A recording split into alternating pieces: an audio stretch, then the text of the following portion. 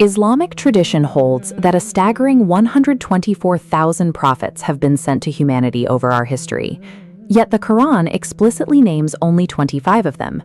Usually, these 25 names are encountered as abstract symbols, seemingly detached from time and physical space. Plotting these figures onto a map of the ancient Near East reveals their actual identity as historical actors.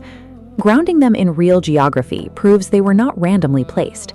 Each prophet arrived to confront specific geopolitical crises and localized corruptions. The map begins in Mesopotamia, the cradle of civilization. Here, Noah, known as Nuh, spent centuries fighting early idol worship, a struggle that culminated in the environmental reset of the Great Flood. Humanity branched out from that devastation. Records from Noah's sons, Sam, Ham, and Japheth, show them migrating outward to establish the first Arabian civilizations.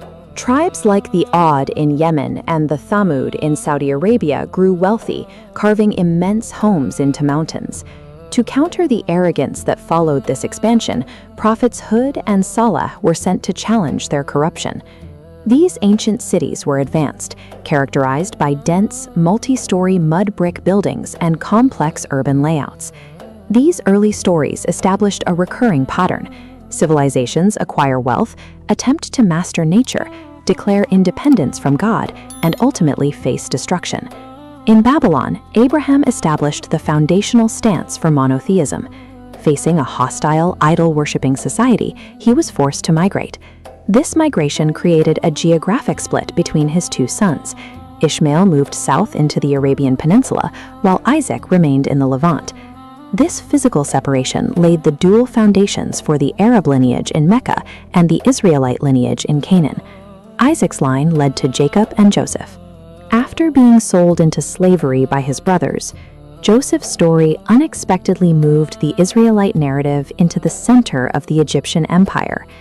This geographic shift was strategic, placing the concept of a single god directly into the heart of the world's reigning superpower.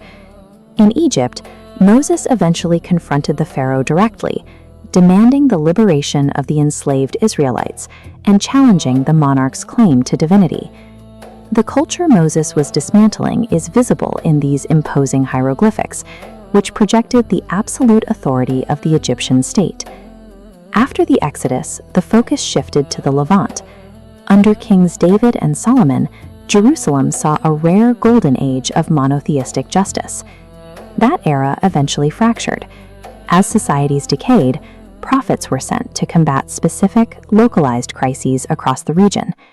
In Sodom, Lot was sent to confront systemic, organized sexual violence and oppression, where the weak were kidnapped and assaulted by the powerful. Simultaneously, Jonah addressed the Assyrian Empire in Nineveh, preaching behind these fortified walls until the entire city turned back to God. By the time of Jesus, Palestine was under Roman occupation. His mission was to revive the spirit of the law and correct corrupted religious teachings. By the 6th century, the geographic map was fractured by competing empires and broken beliefs, leaving a vacuum for a final, unifying message.